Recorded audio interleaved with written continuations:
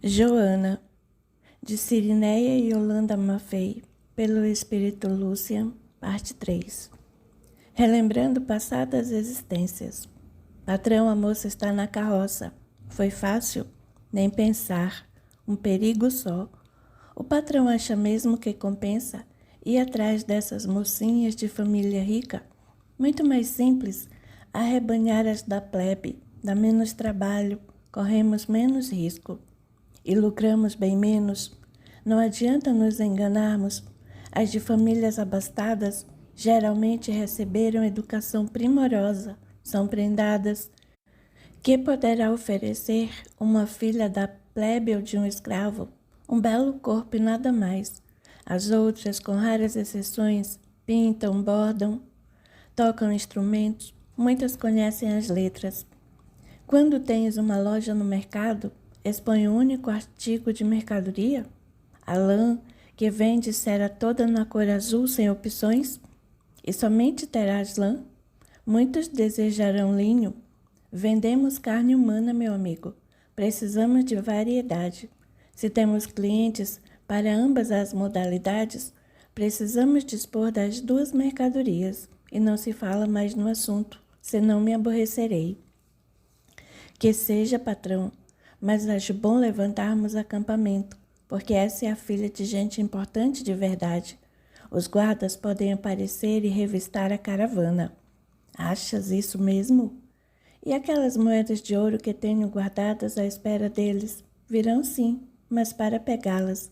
E se não aparecerem, arruma um jeito de as entregar, nem que precises ir à cidade pessoalmente tratar do assunto. Com meus cumprimentos, jamais nos importunarão. Somente não podemos exagerar. Uma de família abastada, 2 ou 3 pobrezinhas e sem testemunhas. Sem testemunhas, patrão. Com essa última veio a criada também. Que faremos com ela? Não é nenhuma beleza. O de sempre, homem. No caminho longe daqui, nós a venderemos a um desses bordéis de beira de estrada, em que a clientela não está preocupada com a aparência da mulher. O dinheiro é teu, pronto. Grande coisa não vai valer mesmo? Se o patrão me fizer esse presente, vou tratar de lhe disfarçar a feiura com panos e adereços. O preço aumenta. O riso dos 2 homens perdeu-se no dourado crepúsculo. Na manhã seguinte, logo aos primeiros raios de sol, a caravana seguia. Levava preciosa carga de perfumes e sedas do Oriente e outra muito mais lucrativa, jovenzinhas no esplendor da adolescência. Seriam vendidas a ricos senhores ou acabariam no luxuoso prostíbulo, bem longe dali, para não deixar rastros do crime, muito comum naqueles tempos. Ao menos favorecidas, na aparência ou recalcitrantes, pouquíssimas na verdade, terminariam seus dias em obscuros locais, pouco se durava naquela vida. Em cada cidade do caminho, dispunham de contatos para a realização dos nefandos planos. Nem precisavam ficar muitos dias, pois recebiam as informações, e muitas vezes os próprios informantes providenciavam o sequestro, de olho no poupudo adicional, pago de bom grado pelo esperto Abdul. A rede assim se expandia, hedionda teia de exploração sexual. A imagem de uma moça muito loura, olhos claros, vestida com sedutor traje de seda lilás dominou a tela. Segurava uma corrente de ouro, a qual se prendia exótica criatura selvagem, leopardo domesticado desde filhote, que comia na palma de sua delicada mão. Reclinada no triclínio senado, representantes de nações diversas, todos irmanados pelo anseio de livremente dar vazão aos instintos. Lucila, minha linda Lucila, os deuses te protejam, pois sem ti a vida seria um tédio sem fim. Roma não seria a mesma sem a bela Lucila e suas mulheres deslumbrantes. Senador, vossa deferência honra-me. Que seria de mim, pobre mulher, sem os senhores de Roma? Sem dúvida, sem dúvida. Mas que novidades teremos hoje? Soube que Abdul aportou. Senador, decididamente nada vos escapa. Verdade. Abdul trouxe belíssima peça. Reservei-a para o senhor. pois Belcém de suas preferências, intacta, conforme nosso acordo de sempre, poderia usá-la daqui na casa depois. Novinha? Sim, como o senhor aprecia, 11, no máximo 12. Perfeito, minha cara, perfeito. E Abdu já se foi? Uma expressão contrafeita perpassou pelo belo semblante, ligeira, fugaz, de imediato substituída pelo mais encantador dos sorrisos. Desconheço-lhe o paradeiro. O que não importa, aliás, pois se trata de mero fornecedor. Voltará certamente. Sim, sim. Logo, em um dos grupos, o senador Licínios comentava o possível e secreto romance entre a bela Lucília e Abdu, o mercador, bisbilhotando sobre as causas do segredo que a moça insistia em manter. Um dos participantes maliciosamente alvitrou. Lucila ocupou o posto de amante de César. Ou acreditais que ela começou do nada e acabou chegando à casa de prazeres mais luxuosa de Roma? Os homens se cansam das mulheres e das amantes. Seria diferente com César? Perde-se o posto no coração, mas quando belas e espertas, podem se transformar em grandes aliadas. Tomai cuidado com o que revelais no leito a essas mocinhas com ares de tolas, pois tudo vai parar nos ouvidos de Lucila e dali direto nos de César. Como achais que Júlio César ficou sabendo do tesouro que Varínios esqueceu de mencionar ao regresso de sua vitoriosa campanha contra os bárbaros? Custou-lhe a vida, meu caro. Cuidado. E onde Abdu entra nisso? Abdu, o coração das mulheres é estranho. Aposto que tem vergonha da paixão que sente por esse mercador cheirando a camelo. Olhai bem para ela, parece uma flor, delicada, gentil, suave e venenosa. Pobre Abdu, tão eficiente nos negócios e tão à mercê da bela Lucila. Pode ser que estejas falando a verdade. De um imperador para um mercador, decaiu muito nossa bela Lucila. Licínios, Licínios, na cama títulos se perdem, nada valem diante da força avassaladora do desejo. Não, não, calai a menção da palavra amor, que pronuncio em vossos lábios. Amor, desconheço, considero mera figura cantada e decantada pelos poetas. A paixão, sim, esta existe, arrebata, faz-nos cometer loucuras, mas tem o efêmero tempo das chamas de uma pira de palhas. Depois nada mais resta, muito menos esse tal amor. Ora, ora, estáis inspirado nesta noite, meu caro Flávios. Achais que o caso entre Abdu e a nossa anfitriã pode ser classificado como passageira paixão? Com certeza, muito diferentes. Ela, se não sabeis, veio para Roma muito menina, despojo de guerra, filha de um guerreiro bárbaro que ousou enfrentar a águia romana. Foi arrebatada em leilão pelo falecido senador Glaucius. Glaucius, aquele que caiu em desgraça, que teve seus bens encampados pelo Estado. Desapareceu, talvez tenha morrido na miséria no exílio. Assim do nada, nunca soubemos direito o que aconteceu. Mencionada em uma das festas palacianas, o assunto irritou César de tal modo que todos tratamos de silenciar, receosos do peso de sua ira. Então, isolavam-se em um dos cantos da ampla sala somente os dois homens, confabulando baixinho. Naquele tempo, já estava eu no cargo de assessor do próprio César. Recebia-lhe a correspondência pessoal, organizava a entrada dos representantes das conquistadas nações, intermediava seus casos amorosos. Uma trabalheira sem fim, muito lucrativa, todavia, pois institui um sistema infalível de chegar rapidamente a César, uma poupuda taxa que ia direto para minha bolsa. Não adianta me olhar com esses olhos invejosos. Como julgais que amealhei fortuna tão jovem? Mas vamos voltar à história. Pois bem, muitas eram as recepções no palácio. Embora repetidamente convidado, Glaucio sempre declinava dos convites. Aborrecidíssimo, naquela noite, no entanto, impossível recusar, pois César havia expedido não um convite, mas verdadeira convocação, incluindo os familiares. E Glaucio veio, acompanhado da esposa e da filha adotiva, a jovenzinha que hoje conheceis como Lucila. Não acredito. Filha de Gláucios? Não, não se chamava Lucila naquele tempo. Não, tinha um nome estranho, desses que os bárbaros costumam colocar em suas crias e que Gláucios manteve. Não me lembro mais, não tem importância. Quando nosso César viu aquela maravilha dos deuses, enlouqueceu de paixão. Na época, a menina teria uns 13 ou 14 anos. Ao saber tratar-se de antiga prenda de guerra, adquirida em leilão e estranhamente adotada como filha, acalmou-se, pois as coisas ficariam mais simples. Tirar de um senador uma filha legítima? Escândalo. Comprar-lhe a jovem adquirida em leilão? Naturalíssimo. Flávio aceitou o vinho que quase desnudo o servo lhes oferecia, sorvendo lentamente, antegozando a expectativa do companheiro. Pessoalmente assisti à entrevista. Glaucius recusou a oferta e fez mais. Asseverou tratar-se de sua filha, afirmando que ele, César, não poderia colocar suas mãos sobre ela. Louco. Deu no que deu, meu caro. Família exilada, bens confiscados e a menina no palácio. Mas eu não soube disso, nem tenho conhecimento que outros souberam. Sois a primeira pessoa com quem me abro, nem sei o porquê. Deve ser esse maravilhoso vinho. Guardarei segredo, pois se trata de assunto perigosíssimo, verdadeiro decreto de morte. Na época, pessoalmente intermediei tudo, o que quer dizer que se a história vazar, saberei a quem culpar.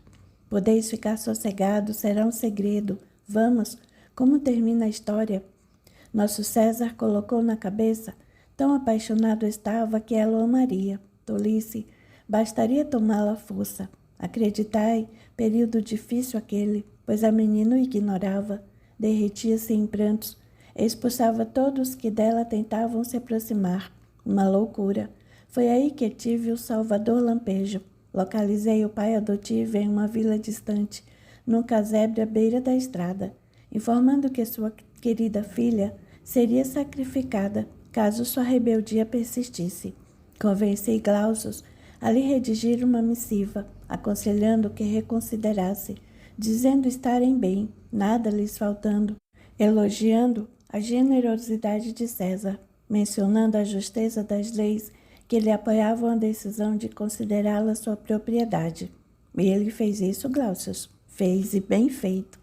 Afinal, prometi-lhe que ela voltaria assim que César tivesse seus desejos satisfeitos. Ah, todos sabem que os impulsos apaixonados de César sempre duram pouco.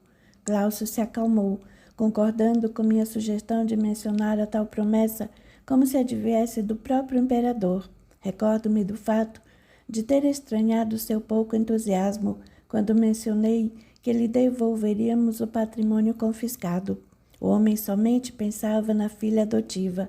De posse do precioso documento, deixei a um dos guardas a incumbência de executar o casal na calada da noite, sem testemunhas, sumindo-lhes com os corpos e os vestígios das presenças no casebre. Fiz mais ainda, pois calculei que ela poderia um dia procurá-los. Plantei falsas informações na vilazinha, dizendo haverem partido para bem longe, em excelentes condições financeiras, abastados e felizes. Por Vênus, sois um gênio. César sabe disso tudo. Estais louco. Acredita até hoje que ela se deixou cair de amores por ele. Tempos depois enfastiou-se. Sei de segura fonte que ela conseguiu rastrear os passos dos pais adotivos, mas certamente grande deve ter sido o baque, ao saber que a haviam abandonado. Então, César já deitava seus inconstantes olhos na direção de muitas, e o destino encarregou-se de presenteá-la com esta casa maravilhosa, com as moças que nos repassa. Talvez seja a decepção o motivo pelo qual não se envolve com ninguém. Começo a duvidar dessa história de Abdul. Será? Somente o tempo dará a resposta. Mas que nos importa? Lucila nada mais é do que Lucila, a dona da casa de prazeres mais célebre da região. Basta-nos isso, nada mais. Ah, parece que ela está trazendo vossa prenda para aprovação antes que seja enviada à casa de campo. Lá não seremos importunados pela cara feia de minha digníssima esposa. Depois, quando me fartar, procederei como César, com menos generosidade, claro, pois ele é César, o Todo-Poderoso, e eu, um simples senador de nossa amada Roma. Será mais uma das meninas de Lucila, à disposição de todos, mas eu terei sido o primeiro. Para Lucila, a noite parecer interminável. Abdu provavelmente a estaria aguardando em seus aposentos, porque não conseguia convencê-lo a deixá-la em paz. Simples, fácil. Afinal, com tantas e belas jovens à sua disposição, porque se interessava justamente por ela, que nada mais esperava dos homens, temia ceder às suas apaixonadas juras. Não se enganara. Ansioso, Abdu aguardava-lhe o retorno. Abdu, não desistes afinal? Bem que eu desejaria, mas somente penso em ti. És um veneno que percorre as minhas veias e me alucina. Doce veneno. Lucila contemplou demoradamente, enquanto ele persistia em suas declarações.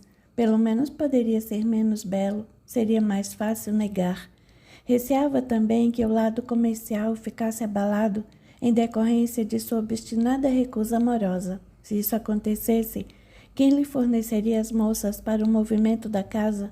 Outras haveria com certeza. Todavia, Abdu sempre fora perfeito nas transações, coisa difícil naqueles tempos, onde quase não se podia confiar em ninguém. Melhor ir devagar, e tens que entender as razões de minha recusa. Não desejo qualquer tipo de envolvimento contigo ou com qualquer outro, e não adianta dizeres que sou jovem, linda, que meu corpo perde o fogo da paixão. Pode até ser, mas eu mando em meu corpo, ele me obedece. Sei o que é melhor para mim e não quero um relacionamento amoroso em minha vida. Tudo está tão bem assim, calmo, seguro, confortável. A presença de uma paixão somente tumultuaria tudo. Mas se queres continuar insistindo, faz-o. A fisionomia da jovem aclarou-se. A moça assinara com uma possibilidade. Quando pretendes partir? Amanhã. Hoje, melhor dizendo, pois breve amanhecerá. Compromissos inadiáveis. Nesse caso, vamos acertar nossas contas? Não tenho pressa, pois deverias ter. És negociante e sou uma de tuas clientes. Vejamos, foram 5 jovenzinhas desta vez. O preço é o mesmo da anterior? Poderias dar um desconto naquela menos bonita, de cabelos negros, muito comum. Empurrei-a para Licínios, que se julga grande entendedor. Coitado, confere a idade, quanto mais jovem, melhor.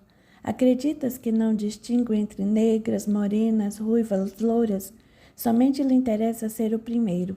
O primeiro, qual Lauriel, de ser o primeiro e desvirginar à força uma pobre criatura indefesa. Em minha opinião, louros deve receber aquele que se une por amor a alguém. Infelizmente, ele não é o único a pensar assim. Como se a virgindade roubada tivesse o poder de agregar valor àquele que a subtrai, valendo-se do dinheiro, da força física, das artimanhas.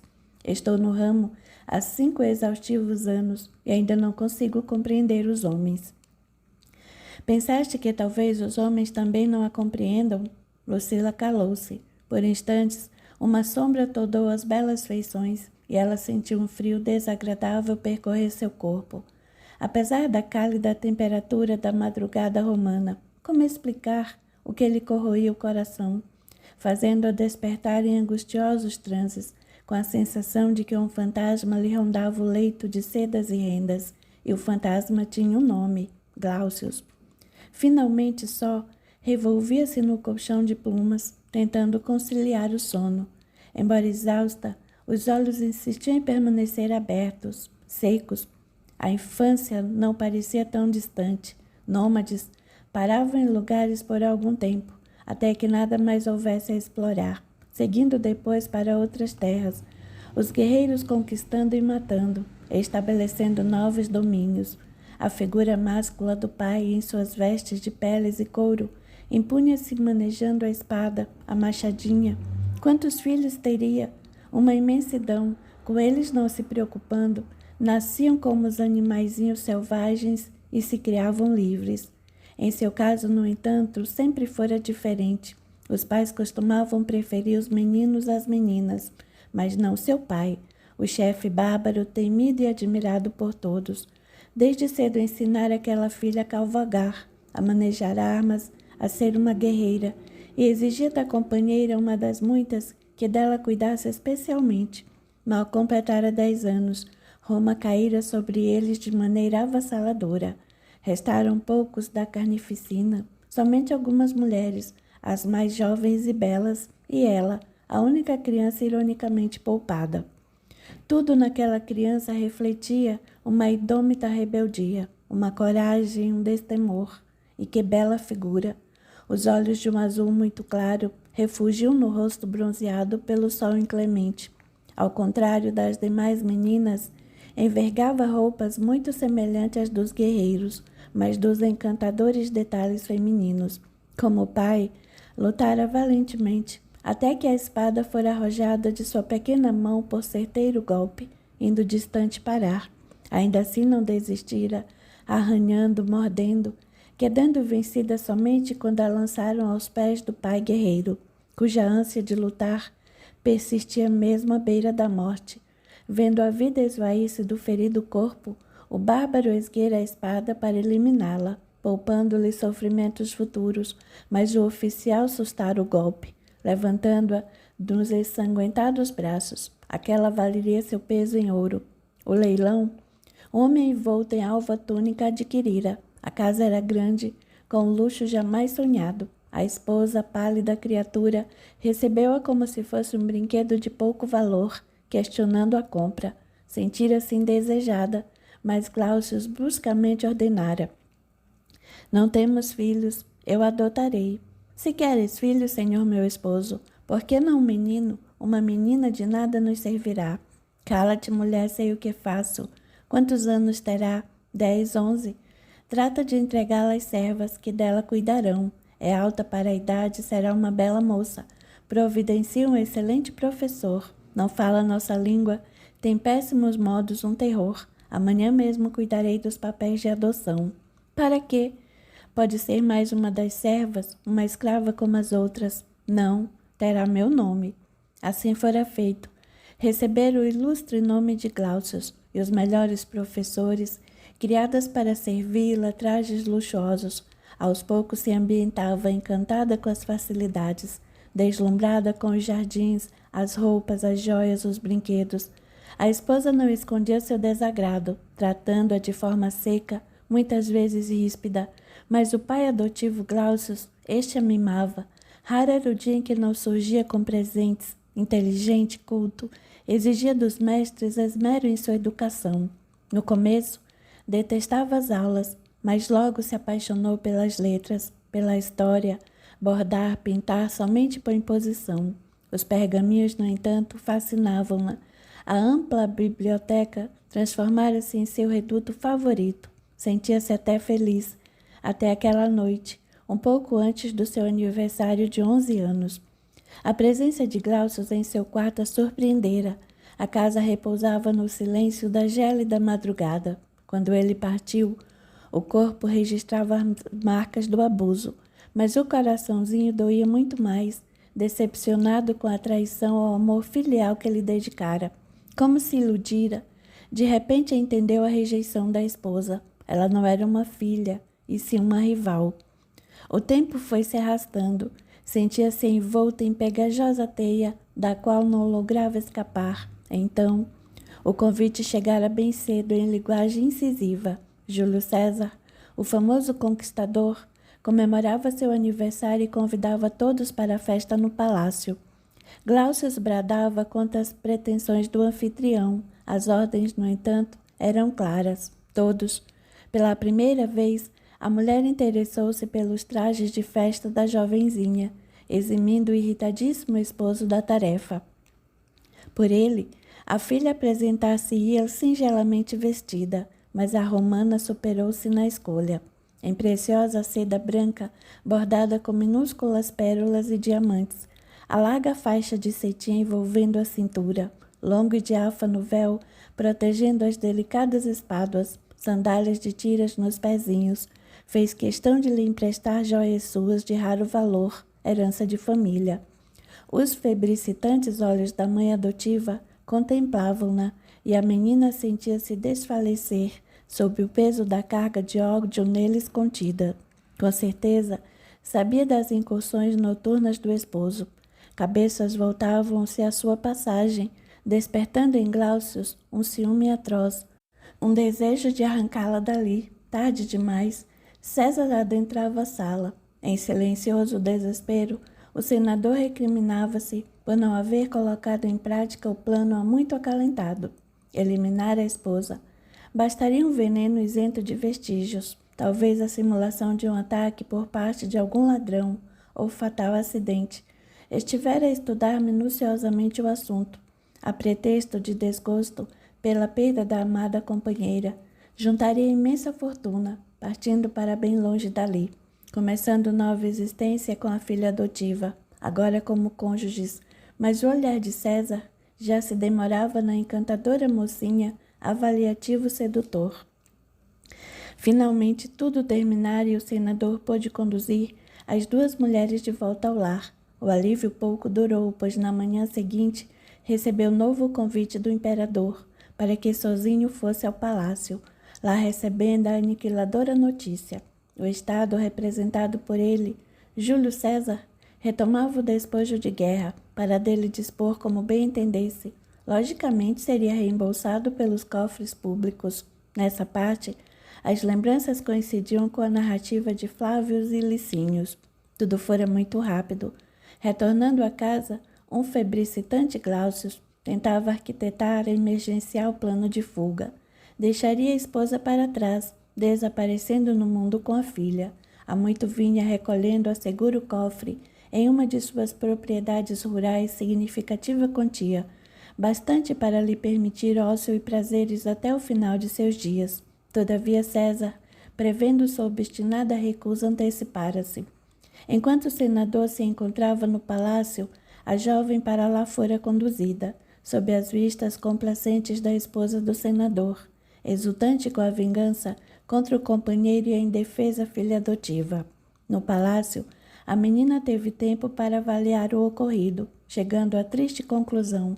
As mulheres quase sempre estavam à mercê dos homens. Primeiro Gláucius, agora César. Pelo menos este deixara bem claras suas intenções. Quanto a Gláucius, todos o consideravam pai amoroso. Ninguém lhe conhecia as deploráveis tendências e ações, o que a colocava em sério dilema. César a considerava intocada. Que seria dela se o imperador soubesse do histórico noturno que lhe flagelava a alma? Lembrou-se do pai verdadeiro, das vezes em que fascinada acompanhava suas estratégias de ataque, estudando o oponente, prevendo-lhe os passos, aproveitando ao máximo as condições favoráveis, ainda que mínimas. Igualmente teria que jogar se desejasse sobreviver. Frustrado, em suas pretensões de virginal pureza, César provavelmente não hesitaria em eliminá-la. Assim resistiu, negou-se a ceder, desprezou amorosas declarações. Descontente com seu nome, César chamou-a de Lucila. Em latim, significava luminosa. Aquela singular mistura de recato e desafio estimulou a paixão do romano, a ponto de deixá-lo alucinado. Lucila tornara-se uma obsessão. Imperioso conquistá-la, dobrar-lhe a serva, tê-la amorosa e submissa. Mas até quando persistiria a perigosa e incômoda situação, a interferência do jovem intendente, entregando nas mãos da moça a missiva de Gláucius, colocou o fim ao impasse. César prometera que voltaria ao convívio de Gláucius, nem pensar. Qualquer coisa seria melhor do que aquilo. Cedeu, simulando inocência na primeira vez, tratando de alimentar aquela paixão que intuía passageira, desesperada por encontrar uma maneira de se fazer necessária, única chance de evitar o repugnante contato com o pai adotivo. Certa manhã, ainda no leito, escutou a voz do odioso intendente dizendo da presença de uma mulher na saleta contígua, mencionando importantes informações. O olhar satisfeito do amante ao regressar fez com que simulasse conveniente cena de ciúmes. Podes te acalmar. Em tempos passados compartilhamos o leito, mas hoje nada mais resta, a não ser negócios vantajosos para ambos. Negócios? Que negócios, meu senhor? Que negócios o poderoso César poderia ter com uma mulher? Estás a me enganar? Aí eu morro. Lisonjeado com tamanho amor, Júlio César explicou o esquema de espionagem, o acordo em que a antiga amante lhe fornecia confidências do leito de prazeres a ele, substanciais quantias. Os meses foram passando, o interesse do imperador arrefecendo pouco a pouco, por mais que ela se esmerasse no leito. Outra musa inspiradora roubou-lhe os suspiros de paixão, e mais outra e outra, até que finalmente Lucila foi liberada. Estava só, com 14 anos, sem destino. Conseguira amealhar generoso pecúlio, composto principalmente de joias, mas não bastava. Tratou então de colocar em prática o plano que lhe garantiria o futuro. César, meu adorado César, infelizmente já não sou digna de vosso amor, mas não desejo afastar-me da corte, pois assim posso acalentar a esperança de rever em vossos olhos a chama que tem me aquecido o coração. Tola esperança, talvez. Há tempos, ao notar vosso desinteresse, mesmo em meio ao sofrimento da perda, uma ideia tem me inspirado. A instalação de luxuosíssima casa de prazeres, com jovens de rara beleza, todas servindo ao meu senhor, recolhendo informações sigilosas. Na cama os homens revelam segredos, meu senhor. Assim estareis por dentro de tudo e Roma segura. Ah, minha feiticeira, certamente queres dinheiro para a compra da casa? Tens algo em vista? Sim, o palácio do traidor Vanírios está desocupado desde que a família foi exilada. Pertence-vos, senhor. Ora, ora, não seria melhor uma propriedade mais simples? Afinal, o palácio pertence a Roma. Vós sois Roma, meu senhor, e além do mais, será utilizado para servir a Roma. Consegues vislumbrar as vantagens de colocar em prática vossos planos de espionagem a um local à altura? Não estou propondo a instalação de mera casa de prazeres, mas de importante ponto de coleta de segredos guardados a 7 chaves, recolhidos de gente importante, personalidades romanas estrangeiras. Convenceste-me, o palácio é teu, com a promessa de comandares pessoalmente essa coleta de informações. Até o momento, isso tem sido realizado de maneira informal, porém, ouvindo-te, percebi claramente a necessidade de encarar com mais seriedade a questão. Além dos romanos, ordenarei a Flávios que todos os visitantes de outras nações te sejam encaminhados, pois nunca sei o que realmente pensam e desejam.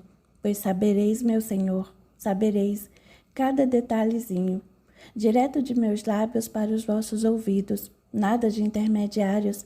Seria perigoso alguém se inteirar de material sigiloso de tal montagem. Flávios, não seria conveniente que ele detivesse tamanho poder. Assim que os primeiros lotes de confidências vos forem repassados, darei razão a esta humilde serva. Talvez estejas certa, quanto mais ouvidos, mais o perigo de sermos traídos. E nenhuma das meninas na casa saberá do que se trata, prometo. Para elas serão intrigas simplesmente. E Glaucius, tua mãe, não pretendes procurá-los, reatar tua existência com eles? Somente a segurança de meu senhor conta. Eles fazem parte do passado. Vós, meu senhor, sois o presente e o futuro. Lucila aprendera a mentir, a lisonjear, a enganar. Mera questão de sobrevivência. Lembrava-se do pai, um bárbaro. Havia mais honra em um único fio de cabelo seu do que em todos aqueles romanos. Jamais relatara a alguém a verdadeira história de sua vida no palácio de Glaucius. Para que ninguém se importaria, talvez até considerassem normal. E agora Abdu conseguia mexer com seu coração endurecido pelas decepções, mas era tão infame quanto ela mesma. Vendia corpos, destruía corações e enlutava famílias. Lucila suspirou, e aquele sono que não vinha. Tantas haviam passado pela luxuosa casa de prazeres, com quanta generosa cobrava resultados. Treinava cada uma delas para desempenhar o papel de ardorosa amante e ardilosa espiã. Os resultados surpreendiam. César mal podia acreditar. Lucila conseguia o que seus melhores oficiais não logravam obter, de maneira indolor e eficaz. Embora não houvessem combinado recompensas adicionais, passou a incluí-las, assim demonstrando seu apreço. Lucila as dividia com as informantes, num gesto de incomum honestidade. Por que fazia isso? Se as moças eram simples mercadorias, comprava a bom preço por elas mantidas, despertava em si a consciência, em lento processo de burilamento espiritual que se estenderia por séculos. Não raro, a moça atravessava insônia madrugada, somente adormecendo aos primeiros raios de sol, quando se sentia segura. Resquícios do trauma provocado pelas noturnas visitas do pai adotivo, fitando o teto do palacete, tentava fugir das tristes e constrangedoras lembranças e da sensação de culpa por adquirir aquelas pobres vítimas de sequestro. Quanto tempo mais teria de estonteante beleza física e aquelas moças que não haviam nascido com sua esperteza e tino para negócios, onde terminariam seus dias? Acabava sempre se deixando dominar pela razão. O mundo é assim, cada uma que resolva seu problema. Não posso fazer nada ou quase nada. O quase nada resultava no repasse de poupudas somas às informantes, o que lhe tranquilizava momentaneamente as crises de culpa. Às vezes pensava em desistir, desaparecer com o patrimônio amealhado, mas acovardava-se, temerosa de enfrentar a vida sem o disfarce de mulher fatal e poderosa. Ao seu favor, mencionaríamos a injusta estrutura social, privilegiando unicamente os homens, rebaixando a mulher ao nível de mero objeto sexual. Certa vez, ousou mencionar às jovens da casa a possibilidade de libertá-las, deparando com inesperada onda de pânico.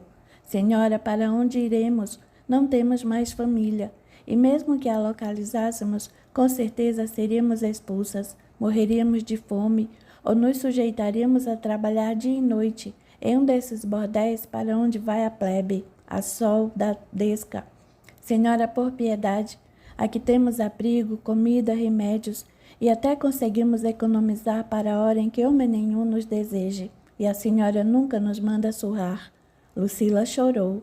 Nem Glaucius lograra arrancar lágrimas de seus orgulhosos olhos, mas aquelas moças, a maioria tão jovem quanto ela ao iniciar sua forçada vida sexual, aquelas jovens conseguiram tocar fundo seu coração e, diante de tanto sofrimento, de tamanha exclusão das mulheres, uma pergunta se fez em sua torturada alma: por quê? Algum tempo depois, Abdu trazia-lhe mercadoria muito especial, uma jovem de estonteante beleza, verdadeira raridade, que certamente mereceria as atenções do próprio César. Assim que as perfumadas águas libertarem da poeira da estrada, Lucila decidiu levá-la à presença do imperador. Lucila, arrojando-se-lhe aos pés, a moça explicou: meu senhor, trouxe-vos um presente. Estranhamente, embora a considerasse belíssima, o imperador não se entusiasmou como seria esperado, pois algo nela lhe causava singular desconforto. Notando o olhar encantado de Flávios, generosamente determinou: não a quero, pode levar para tua casa. Senhor, decisivo gesto encerrou o assunto. Nenhum dos dois reparou o lampejar de ódio que lhe fazia brilhar os olhos caros da moça. Noite após noite, tudo se repetia na casa de prazeres de Lucila. Fitando a seleta clientela espalhada pelos triclínios, as moças sorridentes e belas, vestidas com luxo, que muitas patricinhas não podiam ostentar. Sentiu o peito apertado, pois lhes conhecia os dramas íntimos. Balançou a cabeça, tentando afastar tais pensamentos. Talvez Abdu tivesse razão quando educadamente a dizia incompreensível. Uma das jovens, justamente a mais amorosa, assemelhou-se aos seus pés, indagando: Senhora, por que estás tão pensativa com esses ares tristes? Abdu? Mas ele vos ama, fará o que quiserdes. Vós, senhoras, insistis em ignorá-lo, desprezais seu amor. O pobre só falta beijar o chão que pisas. Será, Lavínia? Será? Sabes o que desejaria? Que ele abandonasse o negócio de sequestrar jovens pelo caminho e se dedicasse a uma atividade honesta. Afinal, tantos mercadores conseguem sobreviver somente com a venda de mercadorias que não sejam as humanas. Poderíamos nos unir bem longe daqui, onde ninguém nos conhecesse. Onde eu não fosse a dona do prostíbulo e ele, o mercador de jovens bonitas e indefesas. Vês? Estás de boca aberta? Também não me entendes. Senhora, eu entendo sim, Mas se não perguntardes a ele, jamais sabereis o que lhe vai no coração. Quem sabe ele pensa igual. Lucila fitou a jovem, 14 anos, advinda de família abastada, subtraída ao convívio dos seus durante imprudente passeio sugerido por serva de confiança, que fora iludida por sedutor namorado, justamente o ardiloso sequestrador que a entregaria a Abdul. Ela adquirira Lavínia há 2 anos, obrigando a jovem a servir a clientela de sua casa. Ainda assim tão gentil, tão solidária, talvez estivesse certa. Precisava saber como Abdul se sentia a respeito da atividade por ambos exercida. Hoje descobrirei. Se for para ficar nesta angústia, sofrendo, prefiro que não mais me procure. Jamais desejei a presença de um homem em minha vida, pois sempre me causaram tristezas e dores. Agora não sei bem o porquê. Tenho pensado em Abdul mais do que deveria. Podes me ajudar, Lavínia? Talvez ele ainda esteja no palácio. Dize-lhe que me espere. Eu o encontrarei assim que todos se forem. Pede às servas que o conduzam aos meus aposentos, que lhe sirvam vinho e o melhor para comer, pois a espera talvez seja longa. Anda, menina. Abdul sentou-se mais uma vez e tornou a levantar, caminhando de um lado para o outro. Quanta demora! Novamente retirou pequenina caixa do bolso da túnica, abrindo-a, fitando o precioso anel. Talvez seus sonhos se realizassem.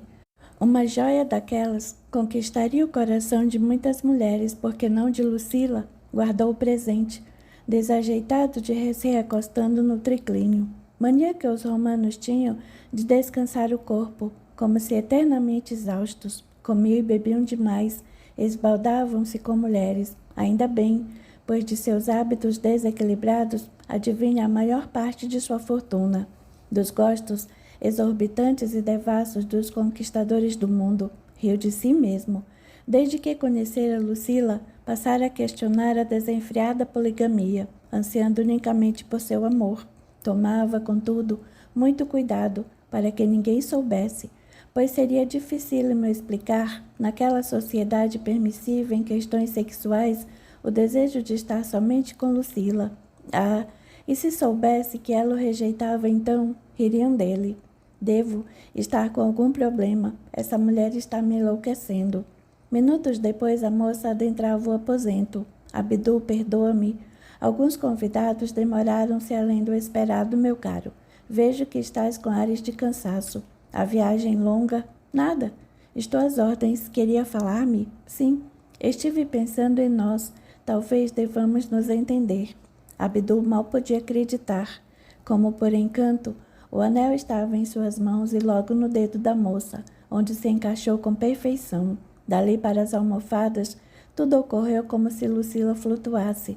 Jamais havia imaginado que poderia ser daquela maneira, que os beijos e carícias não despertariam nojo, e sim aquela sensação maravilhosa de amar e ser amada. Amanhecia. A luz da aurora atravessava as diáfanas cortinas, colocando rosados reflexos nos corpos sobre o leito. Somente uma coisa incomodava. Abdul, precisamos combinar alguns detalhes antes de nos casarmos. Estaria escutando direito. Casar.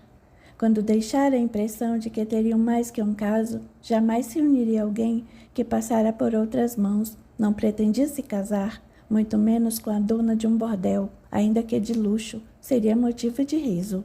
Há muito venho refletindo. Esta vida que levamos tem causado muita dor. Famílias perdem suas filhas jovens, são maltratadas por homens inescrupulosos. Os abortos muitas vezes resultam em morte da mãe. Muito antes dos 20 anos, essas moças estão incapacitadas, doentes do corpo e da alma. Tantas morrem e são repostas como gado. Não sei os motivos que te levaram a optar por esse comércio, mas tenho analisado os meus e são todos egoístas. Tenho pensado somente em mim e meu conforto. Não posso apagar o que fiz, mas posso recomeçar, sair disso, viver longe daqui, talvez em uma fazenda. Nossos filhos terão espaço, Roma estará distante. Lucila certamente enlouquecera. Aquele era o negócio mais lucrativo do mundo. Os fornecedores exigiam pouco. A mercadoria muitas vezes saía de graça. Depois de consumida, nem a família desejava de volta. significando que continuaria a dar lucro por muito tempo, repassada a diversas mãos, giro fácil, que incentivava futuras vendas. Morriam? Coisas da vida. Tantas havia à disposição, e os poderosos protegiam o esquema. Os guardas e soldados faziam vista grossa. Quem se atrevesse a contestar acabaria morto ou relegado ao esquecimento. Desde que o mundo era mundo, assim acontecia, e ela vinha com tolas culpas, remorsos. Estás tão calado. Discordas de meus pontos de vista? Precisava pensar, arrumar desculpas convincentes, pois pretendia proteger o romance, principalmente agora que a tivera nos braços. Jamais se sentira daquela forma com alguém. Minha querida, como disseste, estou exausto da longa viagem. A nossa madrugada de amor acabou por me derrubar. Vem, deixa-me enlaçar-te. Também deves estar cansada. Segundos depois, adormecia como uma criança. Lucila mal podia acreditar. Um assunto tão importante ele, melhor dormir um pouco também. Quando finalmente despertou, Abdul se fora. Decepcionada, tocou a sinetinha dourada, indagando da jovem serva o paradeiro do moço, tranquilizando-se ao receber a informação de que ele saíra às pressas, pois algo ocorrera na caravana, prometendo retornar assim que o assunto estivesse resolvido. Durante o banho, entre pétalas de rosas na tépida água, as dúvidas voltaram. Abdul parecera estranho durante a conversa, que se transformara praticamente em monólogo, mas não discordara. Detalhes, simples detalhes, tudo daria certo. Lavínia adentrava trazendo de jejum, envolta na ampla toalha. Convidou a jovem a compartilhar a refeição. Quero que faças algo muito importante para mim.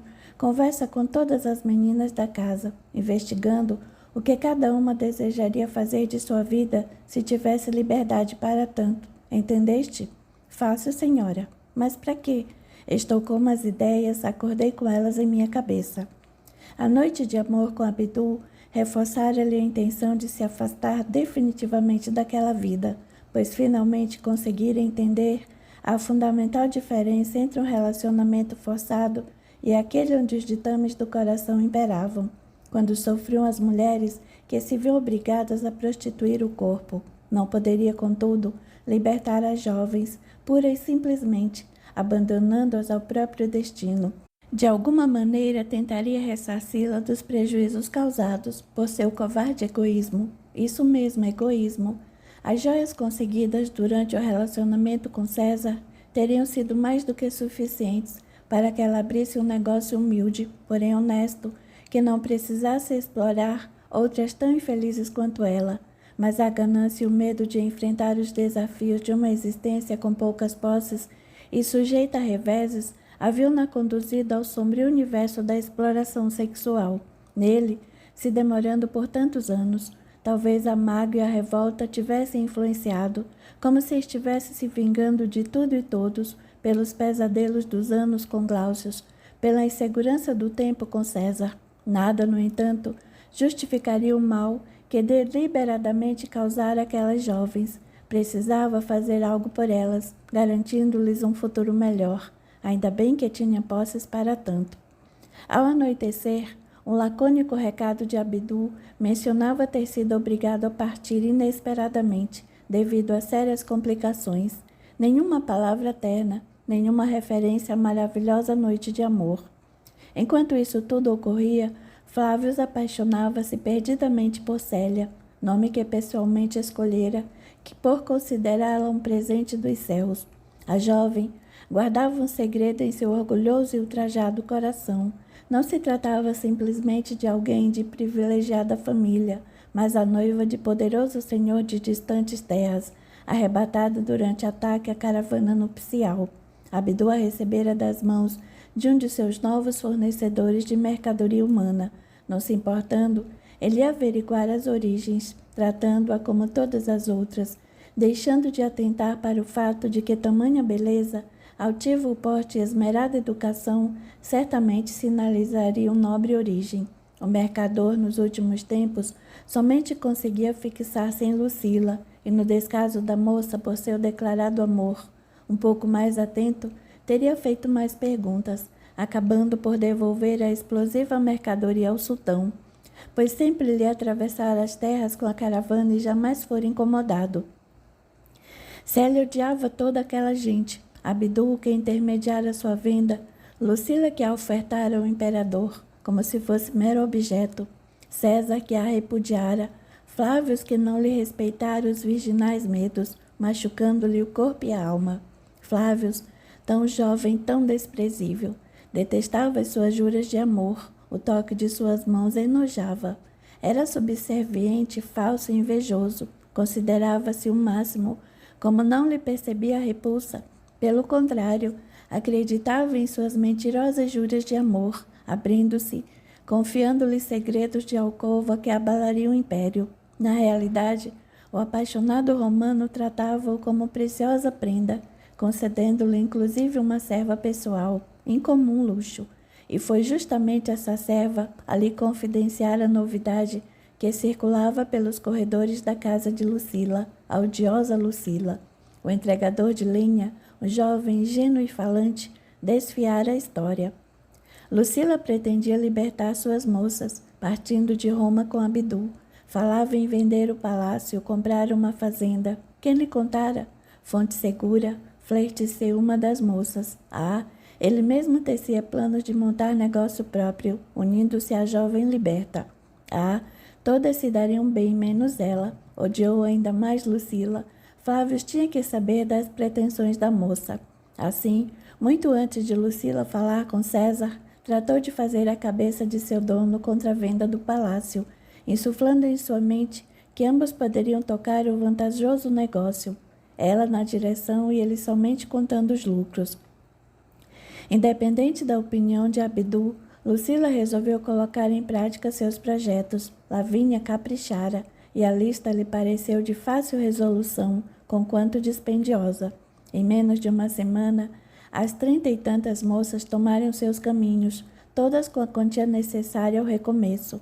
Somente Lavínia insistiu em continuar ao seu lado, maravilhada com a atitude de sua ex-senhora, com ela aguardando o retorno de Abdul, decidida a partir somente para quando o casamento se realizasse e o casal saísse de Roma. Fraternal afeição fazia com que Lucila cogitasse em dela se fazer acompanhar quando partisse, pelo menos por algum tempo, pois acreditava que, distante do devasso cenário romano, a moça conseguiria sincero relacionamento afetivo. A entrevista com César decepcionou-a. Se não estivesse tão envolvida emocionalmente, teria desconfiado que o imperador já se inteirara do assunto. O antigo amante mostrou-se avesso às suas decisões, dizendo-a ingrata e ingênua, questionando inclusive sua união com Abdul e a suposta anuência do mercador a tais planos mirabolantes. Ao mencionar sua intenção de negociar o palacete para a compra de uma propriedade rural, pôs-se terminantemente alertando-a. Minha cara, o Palácio Zoanirius pertence ao patrimônio de Roma. Senhor, com ele me presenteastes para trabalhar, não para vender. Dissestes que montarias uma rede de espionagem com o intuito de me servir. Agora que tudo segue às mil maravilhas, queres jogar tudo para o alto? Onde estão teus protestos de fidelidade e amor a mim? Esqueceste? Além do mais, repito, o palácio pertence a Roma. Tens alguns documentos que comprove o contrário, minha cara? Tenho a palavra de César, mais preciosa do que qualquer pergaminho. Minha palavra, dei-a porventura? Faz tanto tempo, não me recordo de haver dito algo a respeito de te fazer proprietária de bem tão valioso. Assim, o palácio retornou às mãos de César, e Lucila se viu às voltas com um patrimônio exíguo, que mal lhe daria para sobreviver. Contudo, seu coração estava em paz finalmente, pois até a posse do dinheiro resultante da venda do imóvel lhe parecia injusta. Tocaria a vida em frente. Não lhe faltava disposição para o trabalho honesto, e havia Abdul. Juntos venceriam. Os dias foram passando e nada de Abdul. Enquanto isso, em casa de Flávios, Célia sonhava com a derrocada do seu sequestrador. Na hora certa, César a repudiara, como se fosse uma qualquer. Porém, Flávios tinha acesso irrestrito ao imperador, o que acabara resultando em algo muito melhor, pois o apaixonado romano sob o domínio de suas sugestões, poderia influenciá-lo continuamente. Naquela noite, entre as sedas do leito, regozijava-se ao escutar de seu senhor os detalhes da entrevista de Lucila com Júlio César, deixando, no entanto, que o romano acreditasse ter sido ele o autor da brilhante ideia de administrar o lucrativo prostíbulo. Ah, meu senhor, sois tão inteligente, destes a volta direitinho naquela mulherzinha. Dei mesmo, minha linda. O imperador lhe concedeu uma semana para deixar a propriedade. Considerei demasiado, mas não interferi, senão poderia despertar suspeitas de meu interesse. Ah, então não expusestes vossos planos? Não inteiramente. Quando César teve a confirmação de que lhe adiantei há dias, ficou deveras descontente, pois a quantidade de informações que aí obtinha era espantosa. Tratei de acalmá-lo, prometendo iniciar a minuciosa análise da situação, propondo-me a continuar a tarefa. Temporariamente, quando tudo estiver correndo às mil maravilhas, ele mesmo se antecipará, solicitando nossa permanência. Célia intimamente concluiu que Flávio era menos tolo do que pensara. Ele poderia desconfiar de suas intenções. Esmerou-se nos carinhos, vencendo a repugnância, a mente voltada o tempo todo para a almejada vingança. Os dias transcorriam céleres para Lucila, em vão aguardando a chegada de Abdu. Finalmente tiveram que abandonar a casa e somente a generosidade de Lavínia aplanou as dolorosas arestas da situação. A moça adquiriu, com o dinheiro recebido de sua antiga dona, pequenina propriedade no campo, para onde se mudaram. Decorreram meses. Certa manhã, Lavínia adentrou correndo a casa humilde, trazendo a notícia. Abdu passou por aqui. A caravana pernoitou perto do lago. Seus homens compraram alimentos frescos nos sítios próximos. Vamos até lá. Partiram de madrugada. Mas quando chegar a Roma, receberá nosso recado no palacete. Deixei com vários serviçais que continuaram ali. Com certeza virá nos procurar. Em Roma, o acelerado coração de Abdu parou, quando ao deparar com a gélida figura de Célia nas instalações onde dantes Lucila reinara. Se o reconheceu, a orgulhosa criatura soube manter a indiferença, negociando todas as moças de que o mercador dispunha, pois seu planto estava praticamente zerado após a absurda libertação das jovens por sua antecessora. Apesar do ódio, controlou-se, pois precisava de tempo para regularizar a casa.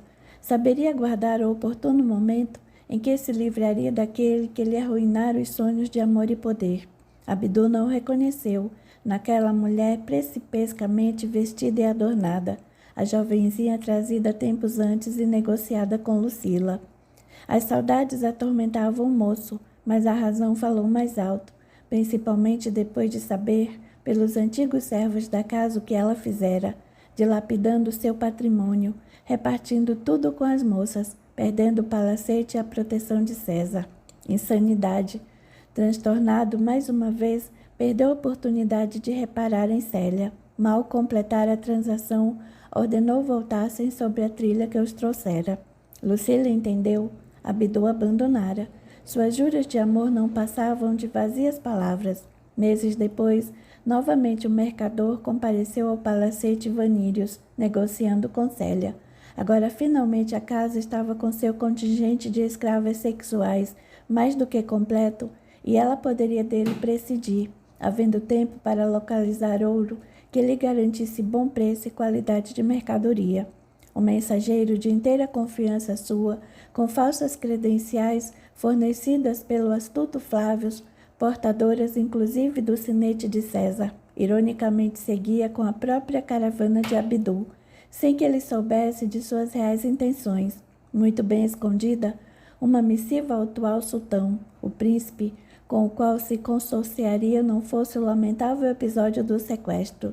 Nela, narrava em pormenores o ocorrido, suplicando vingasse o insulto à casa real. No mais, afirmava saber de sua ínfima condição, restando-lhe somente pedir perdão pelo transtorno involuntariamente causado.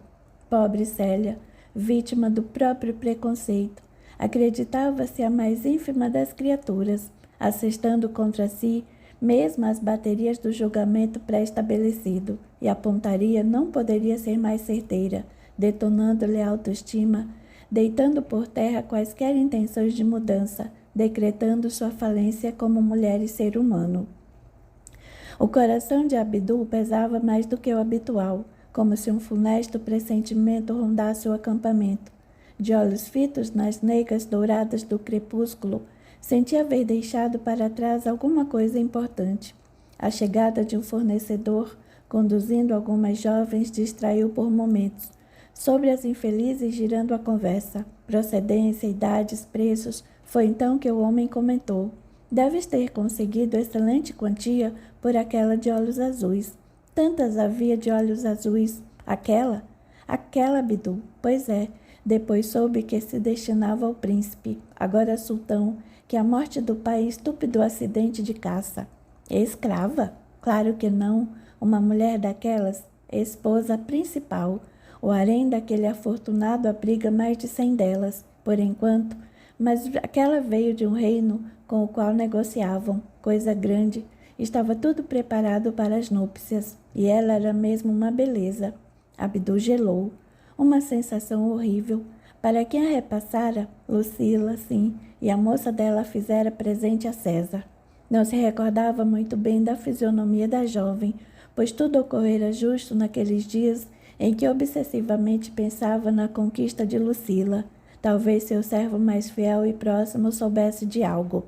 Patrão, o senhor não reconheceu a danada? É a tal Célia, dona do palacete, enfeitada como ela só, mas ela mesma, noiva de um sultão, como entrara naquela enrascada, amaldiçoando o infeliz que cometera tal desatino, ainda ousou indagar do servo: sabias como foi sequestrada? E o patrão não. Costuma ser a primeira pergunta do patrão. Não, se soubesse eu a teria despachado de volta incontinente, dando uma de Salvador, e ainda por cima acrescentaria régio presente de bodas. Ou me consideras louco? Por que não me avisaste? Devia te cozinhar em óleo, infeliz, mas agora não adianta lamentar. Anda, providencia para partirmos amanhã, antes de o sol raiar.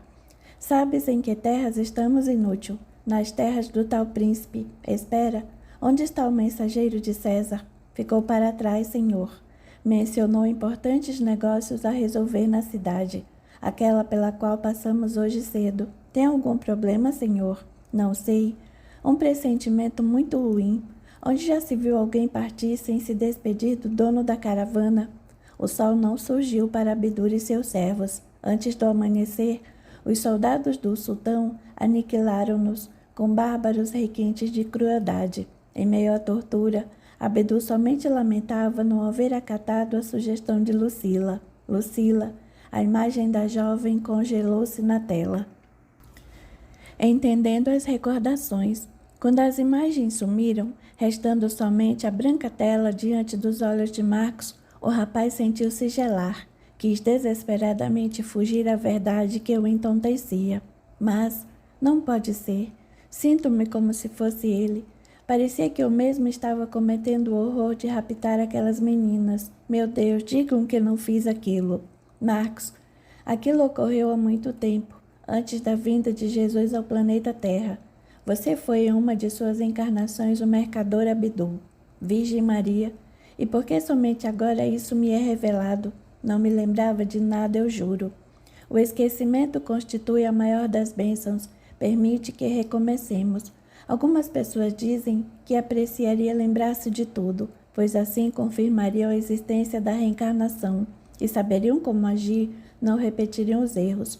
Não têm noção do que estão pedindo. Fazemos tanta coisa errada quando somos muito imperfeitos que o peso da culpa anularia a chance de começar de novo. Sem falar que renascemos justamente com as pessoas envolvidas, presentes em nossa família, no grupo de trabalho, de amizades. Imagine uma mocinha dessas nascendo como sua filha, ambos recordando de tudo. Não haveria chance alguma de se acertarem. Fique calmo, foi há muito tempo. Desde então você tem reencarnado século após século, derrubando pouco a pouco as imperfeições gravíssimas que lhe aprisionavam o espírito. Naquela época, considerava certo fazer aquilo, rendia por um dinheiro, poder, O orgulho e o egoísmo dominavam. Lucien, uma pessoa como eu merece o castigo que está recebendo, é pouco ainda. Não se trata de castigo. Marcos emudecera por instantes, desatando depois a fazer perguntas e mais perguntas, todas pacientemente elucidadas por Lucien. Lucila nunca soube do trágico fim de Abdu, acreditando que ele sumira para evitar compromissos maiores. Jamais se casou, apesar dos muitos pretendentes. Lavínia, ao contrário, uniu-se ao honesto e trabalhador rapaz, com ele gerando muitos filhos. As duas permaneceram juntas, tratando-se como verdadeiras irmãs. Quis o destino que a meiga Lavínia desencarnasse em um dos partos, e Lucila assumiu as crianças, educando-as e amando-as. Nem preciso dizer quem é ela hoje, preciso? Cláudia, a minha amada Cláudia. Sinto que Lalinha foi Lavínia, estou certo? Certíssimo. E aquela Célia que me custou a vida? Célia cuidou da casa de prazeres como se fosse propriedade sua, colhendo preciosas informações, repassando-as a César, o que causou a desgraça de muita gente. No meio do caminho, achou um jeitinho de livrar-se de Flávios, intrigando junto ao imperador, que diplomaticamente lhe arranjou um cargo em distante província.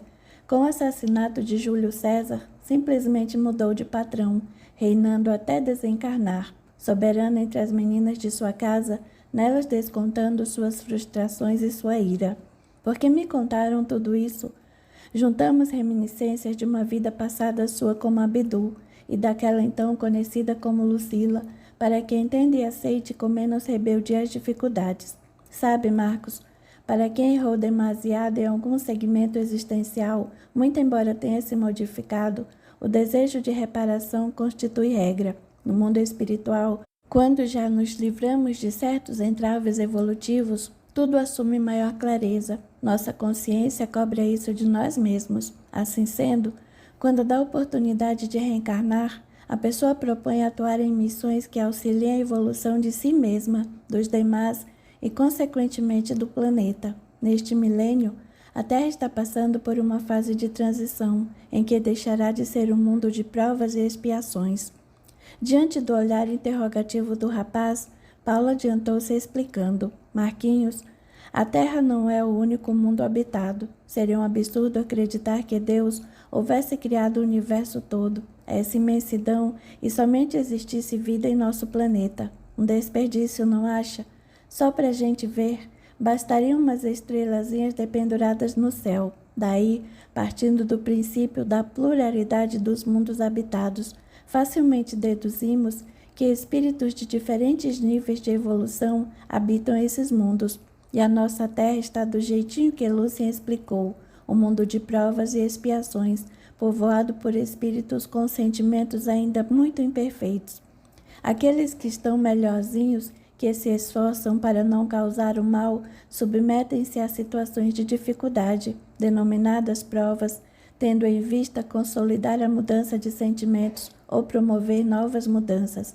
Aqueles que ainda persistem no erro, que fariam tudo de novo, esses passam por experiências dolorosas, por expiações, pois precisam do remédio amargo, sem o qual não se modificariam. Na verdade, a maioria dos encarnados na Terra passam pelas duas condições, simultaneamente. Por isso vemos tanta dor e miséria, mas também muitas realizações nobres, advindas de pessoas que enfrentam sérios problemas. E tem uma coisa importante. Cada caso é um caso, não se pode generalizar, pois os projetos reencarnatórios são específicos para cada ser. Marquinhos olhou novamente com cara de não estou entendendo. Vou dar um exemplo. Imagine um assassino, como o tal que ordenou a morte do pobre Nico e de muitos outros. Ao reencarnar novamente, aquele espírito poderá vir com sérias deficiências físicas, cerceando-lhe a liberdade, evitando novos erros, disciplinando sua rebeldia. Existem as celas da justiça humana, nem sempre justas, e as celas perfeitas da justiça divina, mas um espírito com certa evolução poderia escolher a deficiência física e nascer no seio de uma família, ensinando seus membros, pela condição de dependência, a ter paciência e amar incondicionalmente. No primeiro caso, seria expiação. No segundo, missão. Sabe por que estou falando isto? Porque existe entre muitos daqueles que se consideram entendidos em espiritismo uma mania de precipitadamente analisar as causas de um indivíduo estar desta ou daquela maneira, sem o conhecimento profundo dos mecanismos reencarnatórios pertinentes a cada caso em particular. Jamais devemos generalizar. Lúcia complementou. Bem colocado, Paula. Continuando. A Terra até o momento seria um mundo de provas e expiações, materialismo desenfreado, famílias desestruturadas, drogas, abusos, escravidão sexual, fome, miséria, saúde comprometida, defeitos físicos, corrupção. Uma escola onde exercitamos nossas potencialidades, aprendendo e ensinando, pois cada um de nós se torna aluno e professor, em constante interação.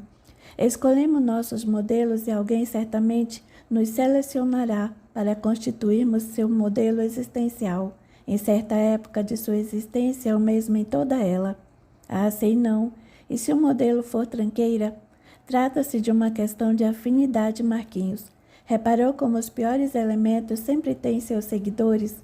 Estarão ali por obrigação, enganados simplesmente? Não, pode reparar. Sentem igual, pensam igual, agem igual, ou jamais fariam parte do grupo. Breve a Terra se tornará um mundo de regeneração, ou seja, um mundo onde o mal não mais predomine, onde o sentimento de amor ao próximo se imponha sobre a materialidade. Embora ainda imperfeitos, os seres aqui encarnados privilegiarão o bem. Para ser exato, o processo de transformação já está em andamento.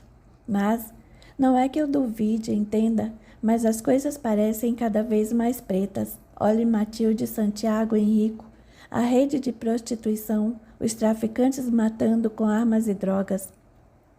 Aí é que está, meu amigo. Para melhorar, muitas vezes teremos a impressão de que tudo piora cada vez mais.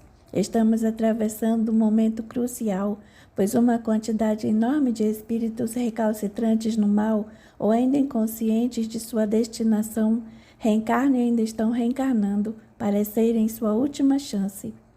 Se não modificarem seus sentimentos, serão conduzidos a outros mundos inferiores à Terra, onde passarão por experiências dificílimas até que consigam a mudança, percebe? Mais ou menos. Por outro lado, espíritos evoluídos também estão encarnando, com a destinação de acelerar a evolução do planeta, e outros, que já conquistaram relativo entendimento, propõem-se a reencarnar em situação nada confortável, sujeitos a se envolverem em tarefas de semelhante finalidade. Exemplificando, a rede de escravidão sexual comandada por Matilde e seus secazes constitui um dos alvos. Paula se propôs a encarar o desafio. Joana, Cláudia, Eduardo e você. Eu? Sim. Agora, graças ao desvio do plano inicial, talvez seja preciso aceitar a ingrata tarefa. E tem outra coisa, essas pessoas não estão para brincadeira. Se não ceder, acabará morto. Pense em Joana na mesma situação. Meu Deus, e quem é Joana afinal? Faz parte da história que acabei de ver? Célia. Não pode ser, Lúcia. Aquela megera. Joana é doce, amiga, sincera. Ah, você deve estar enganado. Tudo passa. As pessoas mudam. Este é o propósito das sucessivas reencarnações. Nada mais, nada menos do que aprimorar sentimentos. Quanto mais o espírito se desvencilha do egoísmo, do orgulho, mais sente a necessidade de colaborar para a evolução de todos. Célia destruiu a existência de muitas jovens, torturou-as dia após dia, delas exigindo irrestrita obediência, punindo com a morte aquelas que ousavam se rebelar contra sua autoridade, privilegiando abortos e mais abortos. Enfrentou muitas encarnações dificílimas, superando as imperfeições pouco a pouco até o presente. Pode acreditar, meu amigo, no tocante à escravidão sexual, existe muito pouca diferença entre o que ocorria há quase 3.000 anos e o agora. Talvez sejamos mais bem informados, pois hoje os meios de comunicação são incrivelmente rápidos e globalizados, mas não se iluda. A informação existe à disposição de muitos, contudo cada um a processa de acordo com seu entendimento, sempre vinculado à própria evolução espiritual. Assim, Muitos se revoltam com o tráfico sexual, mas uma esmagadora parcela esquece que essa exploração mantém os pretensos sites de modelos e acompanhantes, a pornografia adulta e infantil, os leilões humanos virtuais e navega à vontade. Ai, não é que é mesmo? Não se pode barrar a marcha do progresso, impedir que as pessoas entrem em contato com as mais variadas formas de notícias e informes. Podemos sim ponderar melhor sobre nossas ações, ainda que virtuais, sabendo que tudo repercute no universo, seja ele físico ou espiritual. Bom, Célia mudou muito. Não é mais aquela bruxa do passado. Virou Joana e eu. Diante de toda aquela aflição, Paula começou a rir. Em seu caso, ainda existe o apego a Lucila, bem lá no fundinho, mas a espiritualidade compreende, aceitando esse amor como o prenúncio de algo muito maior. O rapaz suspirou desanimado. Ai, meu Deus, amanhã vou recordar disso tudo, perfeitamente, nem pensar. Mas restarão sensações, intuições. Amanhã, meu caro, nem pensará em suicídio. Razão e coração aceitando as dificuldades, o trabalho não parecerá tão pesado e sujo. O jovem Adriano, até então mero espectador, considerou o grande problema, quando adentramos o submundo da prostituição e das drogas, na qualidade de missionários do bem, consiste justamente em crenças e valores, arraigados de forma tão profunda em nós, que deles sempre resta alguma coisa, apesar de nossos nobres propósitos.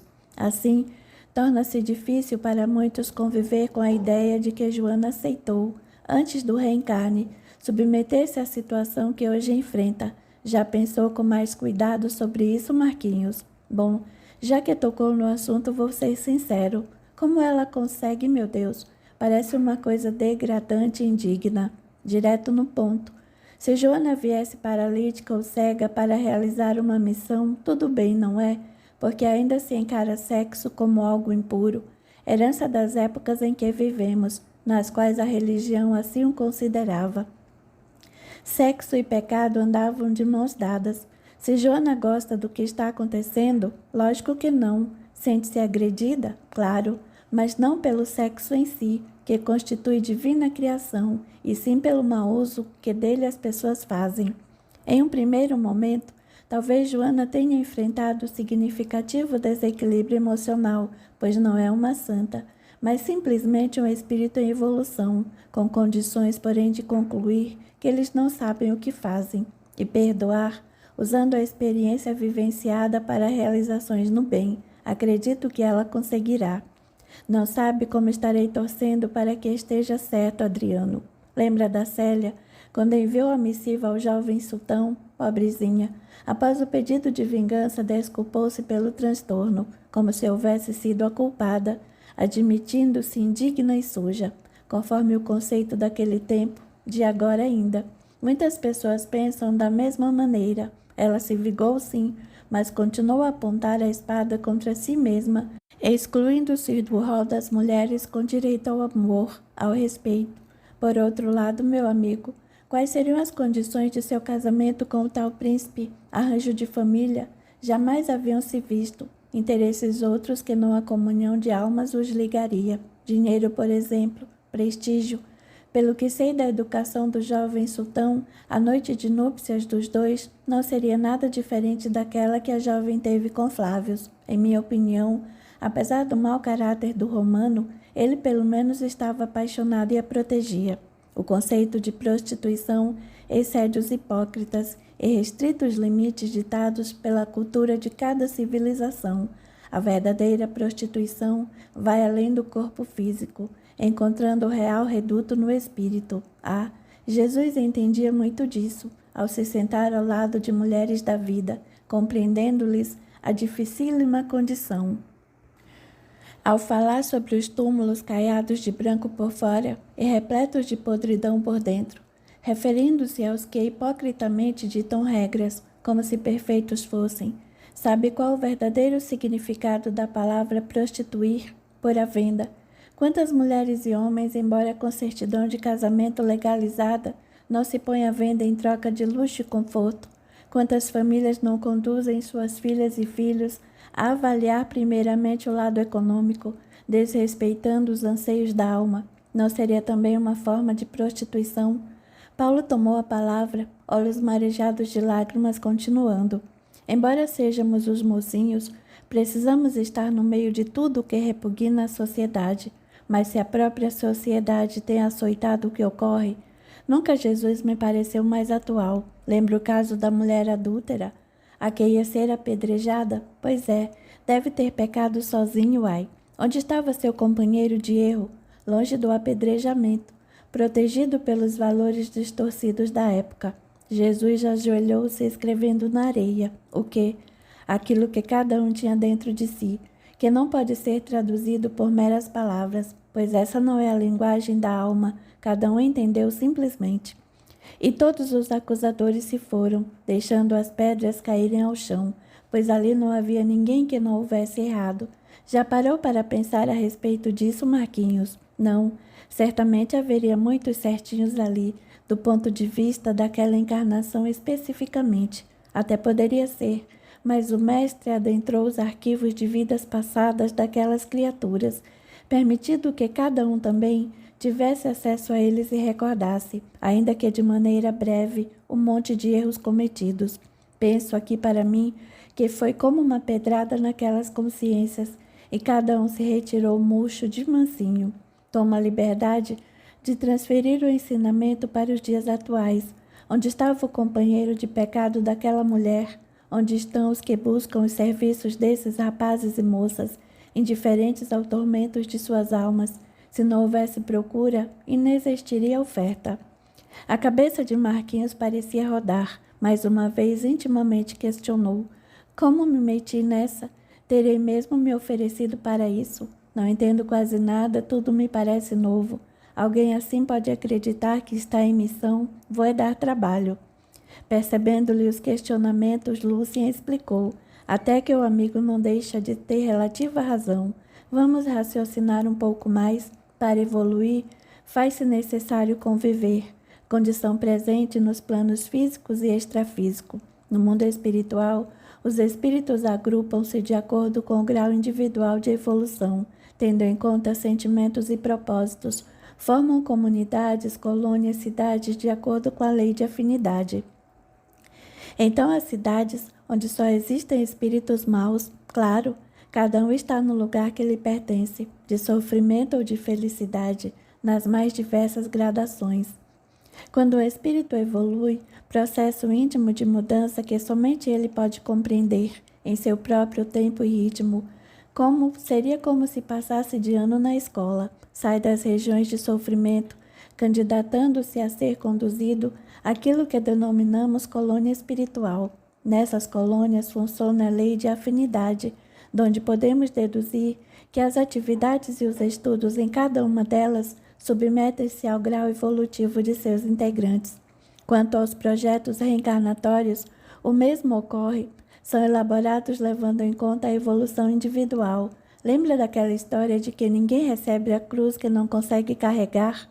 Certíssima. Agora chegamos ao seu receio de fracassar. Sempre, se ocorre tal risco, até os bem preparados estão sujeitos a isso, ao envergarem o corpo físico, principalmente porque entrarão em contato com a pesada psicosfera da Terra. Psicos quê?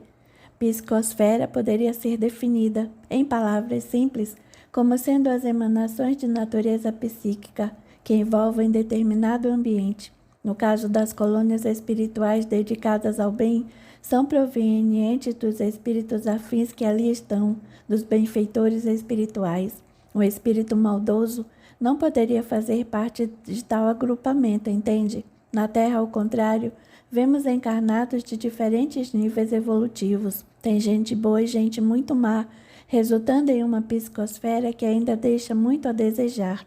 E aí surge a pergunta: será que é de posse do corpo físico, em contato direto com essas emanações eminentemente materialistas, muitos não se desviarão da rota antes traçada? Com certeza, Paula juntou.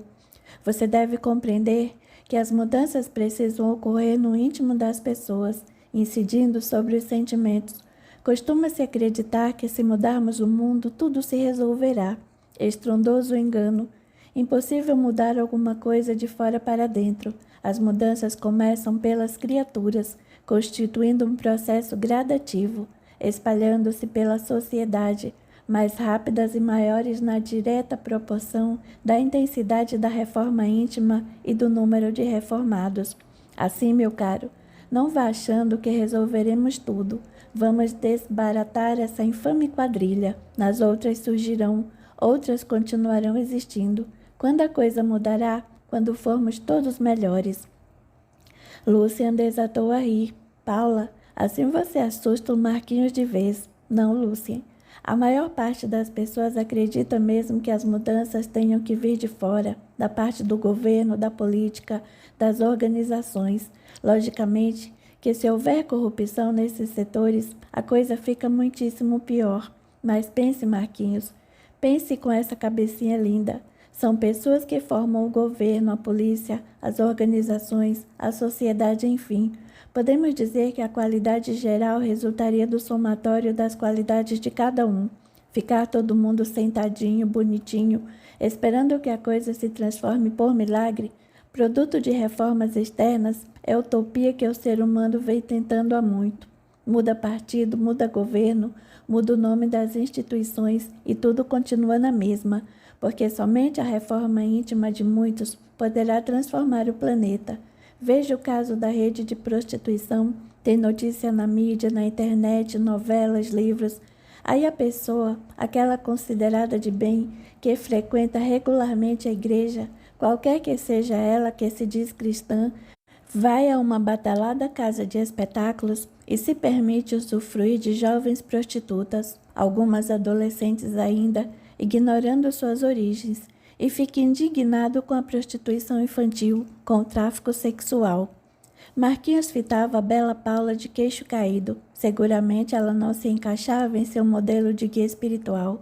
Segundo seu conceito, teria que ser suave, doce, meiga, evitaria assuntos menos elevados, poderia falar em Jesus, orar, consolar e amparar. Captando-lhe os pensamentos, Lucian sorriu. O mentor espiritual faz tudo isso, Marquinhos. Coloca Jesus à frente, pautando-se pelos ensinamentos do Mestre, jamais perdendo o ensejo de levar as lições iluminadoras do Evangelho a cada ser. Ora, consola, ampara, mas também reconhece a importância de se instruir, deixando de lado preconceitos e falsos pudores. A sexualidade sempre foi encarada com reservas pela sociedade humana e bem pouco se sabe a respeito dela. O desconhecimento é muito maior do que se pensa. O ser humano atual está para a sexualidade assim como o homem da Idade Média estava para a existência dos micróbios. A educação sexual que se recebe nas escolas, quando se recebe, é organicista, desprezando a existência do espírito, que comanda toda essa força sexual, da qual o homem nem imagina o poder, cujo direcionamento se submete aos sentimentos e à vontade de cada um, dela resultando magníficas criações ou perturbações e destruição. Nas casas espíritas, em pleno século XXI, falar a respeito de sexualidade e estudá-la constitui espinhosa tarefa, e quem concorda em assumir os riscos pode se preparar para as pedradas.